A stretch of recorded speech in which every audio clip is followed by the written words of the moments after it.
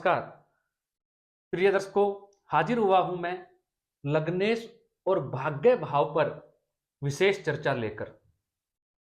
बेहद महत्वपूर्ण विषय है प्रिय दर्शकों, समझने की कोशिश कीजिएगा। आपको समझ में आ जाएगा कि भाग्य भाव और लग्नेश कितने महत्वपूर्ण है कुछ जन्म कुंडली के अंदर। अगर लग्नेश कुंडली के 6, 8, 12 भाव में जाके बैठ जाएं तो ये अवयोग बना देते हैं। ग्रंथों में और ऋषियों ने इसे खराब माना। प्रिय दोस्तों, अगर भाग्येश जाके जन्म कुंडली में 6, 8, 12 भाव में जाके बैठ जाते हैं तो इसे भी जन्म कुंडली में खराब योग माना, भाग्य का साथ न मिल पाना माना। प्रिय दर्शकों, कहीं ना कहीं कमजोर हो जाती है ऐसी कुंडली जिसमें भाग्येश जाके 6, 8, 12 भाव में बैठ जाए। आज का हमारा विषय यही है कि ऐसा क्यों है। प्रिय दर्शकों, मैं कहता हूं कई बार लग्नेश और भाग्येश 6, 8, 12 भाव में बैठकर बेहद श्रेष्ठ रिजल्ट देते हैं, बेहद अच्छा देते हैं। और ऐसे जातक की कुंडली अच्छी होती है और बुलंदियों तक भी ऐसा जातक पहुंचता है। लेकिन कैसी अवस्था में, यही मेरा मूल विषय है आपको समझाने का। मैंने अब तक आपको या आपने अब तक मेरे मुख से यही सुना कि 6, 8, 12 भाव में अगर लग्नेश जाके बैठ जाता है तो खराब ही फल देता है। इसे अवयोग कहा गया। प्रिय दर्शकों, अब ऐसा क्यों जन्म कुंडली के अंदर, ऐसा क्यों कहा गया? आपने कभी इस पे मंथन किया, विचार करके देखा? प्रिय दर्शकों, नहीं किया तो आज इसे समझने का प्रयत्न कीजिए। मैं आज आपको यही बताने वाला हूं। मान लेते हैं जन्म कुंडली के अंदर लग्नेश छठे भाव में जाके बैठ जाता है, अवयोग बन जाता है। छठे भाव से किन चीजों का विचार होता है प्रिय दर्शकों? रोग, रिपु और ऋण। ऋषियों ने इसे क्यों खराब माना? अगर एक लग्नेश जो कुंडली का सबसे महत्वपूर्ण ग्रह है, जो जन्म कुंडली में सबसे महत्वपूर्ण है, वैसे तो जन्म कुंडली के 1 से 12 भाव और उनसे संबंधित 9 ग्रह सभी महत्वपूर्ण है, सबका अपना अपना रोल है, सभी कुंडली के महत्वपूर्ण है। लेकिन लग्नेश सबसे महत्वपूर्ण है प्रिय दर्शकों, और भाग्येश भी महत्वपूर्ण है। उस पर भी हम यही चर्चा करते आए हैं कि अगर भाग्य का ही साथ जातक को ना मिले तो वैसे ही जन्म कुंडली कमजोर हो जाती है, चाहे वो कितना ही पुरुषार्थ करे, लेकिन उसके पुरुषार्थ के अनुसार उसे लाभ नहीं मिल पाता। लेकिन अगर लग्नेश जाके छठे घर में बैठे तो इसे खराब क्यों माना गया? 6, 8, 12 भाव में अगर लग्नेश छठे भाव में बैठेगा प्रिय दर्शकों, तो वो सारी शक्ति, अपना सारा सामर्थ्य किसमें लगा देगा? रोग, रिपु और ऋण से आपकी सुरक्षा करने में ही वो अपना सारा बल लगा देगा। प्रिय दर्शकों, अगर कोई ग्रह, कोई सबसे महत्वपूर्ण ग्रह लग्नेश जैसा, अगर वो रोग, रिपु और ऋण से ही आपकी सुरक्षा करने में अपना सारा बल लगा दे, अपनी सारी ताकत लगा दे, तो क्या वो अच्छा है प्रिय दर्शकों?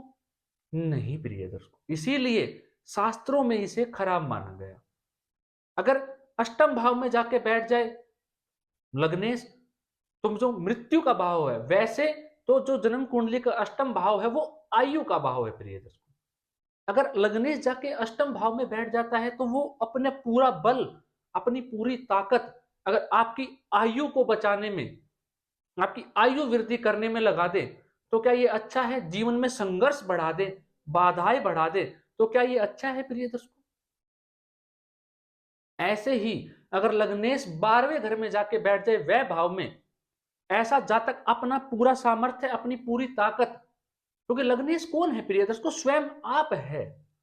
अगर आप स्वयं अपनी सारी ताकत अपने व्यय, अपने खर्चे को कंट्रोल करने में ही लगा देंगे, अपनी चीजों को व्यय से रोकने में ही लगा देंगे, तो क्या ये अच्छा है? क्या ये इसको हम अच्छा माने प्रिय दर्शकों? मैं इसका जवाब आपको दूंगा कि ये कैसे अच्छा भी होता है।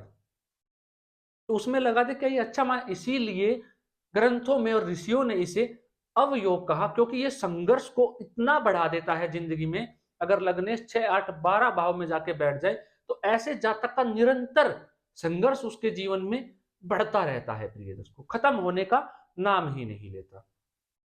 अब इसे उदाहरण से समझिए।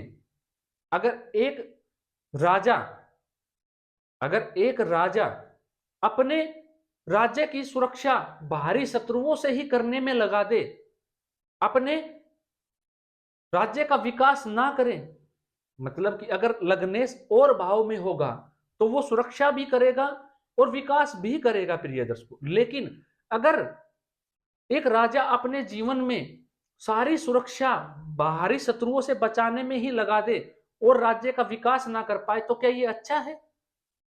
तो लग्नेश स्वयं आप है अपना, अगर आप विकास ही नहीं कर पाएंगे, अपना जीवन अगर आप संघर्ष में ही बिता देंगे, तो क्या ये अच्छा है प्रिय दर्शकों? क्योंकि शत्रु तो भीतर भी होते हैं, तो भीतरी सुरक्षा भी जरूरी है प्रिय दर्शकों।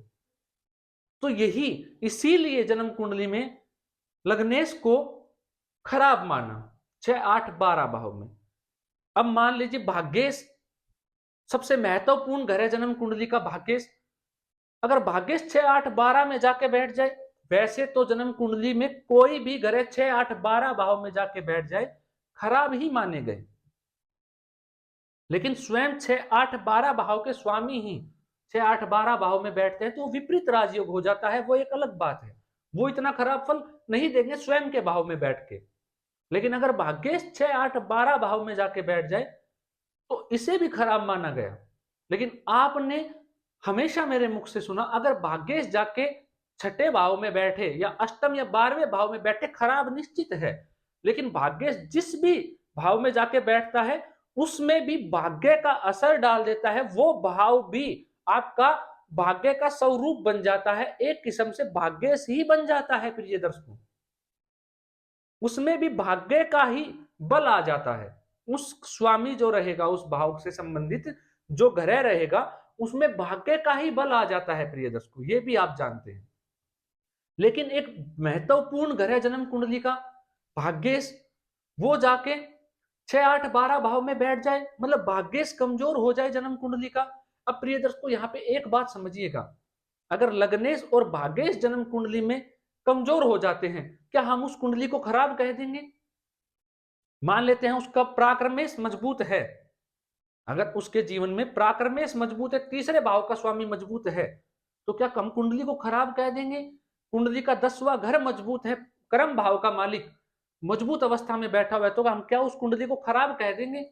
यही मैं आपको समझा रहा हूं, समझने का प्रयत्न कीजिएगा प्रिय दर्शकों, थोड़ा सा जोर दीजिएगा अपने दिमाग के ऊपर कि क्या मैं कहना क्या चाह रहा हूं।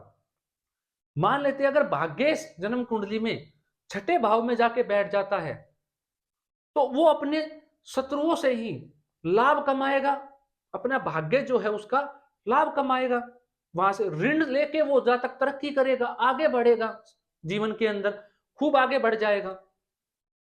तो क्या ये खराब है? बिल्कुल खराब है। फिर एक भाग्येश जैसा घर है जन्म कुंडली में 6, 8, 12 भाव में जाके संघर्ष बढ़ा रहा है, भाग्य का साथ मिलने नहीं दे रहा है, एक ऐसा जातक भाग्येश का वह भाव में जाके बैठना, वह करके उसको भाग्य का प्राप्ति करवाना, क्या ये अच्छा है? पहले खूब सारा खर्चा करवाया, उसके बाद उसको भाग्य मिला, उसका व्यय करवाया हर चीज का, व्यय के बाद उसने भाग्य को प्राप्त किया, क्या ये अच्छा है प्रिय दर्शकों?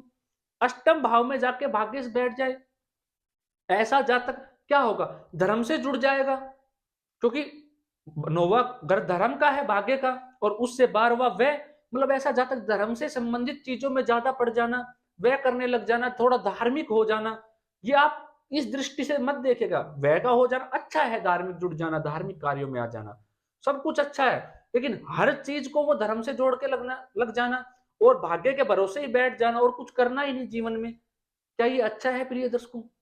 नहीं माना गया। अब प्रिय दर्शकों मूलतः बात ये आई जन्म कुंडली में, अगर लग्नेश और भाग्येश 6, 8, 12 भाव में जाके बैठते तो खराब है।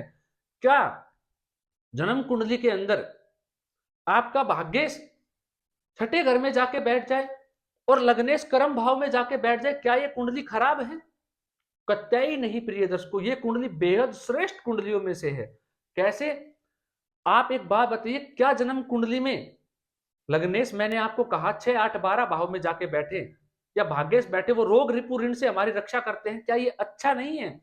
अगर किसी जातक के जीवन में रोग शत्रु नहीं है, रोग नहीं है, कर्जा नहीं है, तो क्या ये अच्छा नहीं है? बेहद अच्छा है, बेहद श्रेष्ठ है। लेकिन फिर भी इसे खराब क्यों कहा? वही मैं बता रहा हूं, वो मैंने आपको समझाया।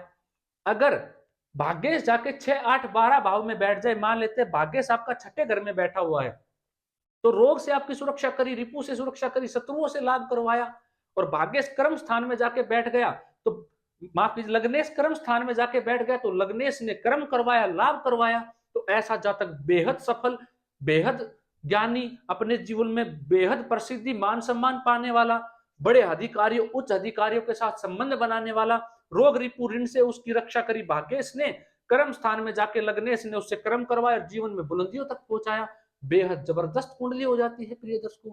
ऐसे ही अगर लग्नेश जाके छठे भाव में बैठ जाए, भाग्येश जाके कर्म भाव में बैठ जाए तो बेहद श्रेष्ठ। पंचम में जाके बैठ जाए भाग्येश, बेहद श्रेष्ठ। चौथे भाव में जाके बैठ जाए, चतुर्थ भाव में, बेहद श्रेष्ठ। मान लेते हैं अगर आपकी कुंडली में लग्नेश भी पीड़ित है प्रिय दर्शकों, भाग्येश भी पीड़ित है, कर्म भाव का मालिक भी खराब है, तृतीय भाव का मालिक भी खराब है, तो क्या ऐसा जातक सफल नहीं होगा? अगर उसका पंचम भाव मजबूत है, दूसरा घर मजबूत है, तो ऐसा जातक सफल हो सकता है। किसके दम पर? अपने बुद्धि के दम पर हो सकता है, अपने बुद्धि का प्रयोग करके हो सकता है। लेकिन प्रिय दर्शकों, बात वही आई, अगर लग्नेश और भाग्येश अगर कमजोर है तो संघर्ष की मात्रा जीवन में बढ़ जाएगी, बेहद ज्यादा बाधाओं का सामना करना पड़ेगा उसको अपने जीवन काल में। अब प्रिय दर्शकों, एक उदाहरण से समझिए जो मैं आपको समझाना चाह रहा हूं। मान लेते हैं उसकी जिंदगी में बाधाओं को और संघर्ष को अगर हम किसी व्यक्ति के जीवन से हटा देते हैं, समझने का प्रयत्न कीजिएगा। किसी की भी जन्म कुंडली उठाइए, उसके जीवन में बहुत संघर्ष और बहुत बाधाएं उसने देखी, लेकिन अगर हम उसके जीवन से संघर्ष को और बाधाओं को और मुश्किलों को उसके जीवन से हटा देते हैं, तो क्या वो जातक जिस इस समय जहां पे खड़ा है वहां पे खड़ा रह पाएगा? नहीं प्रिय दर्शकों।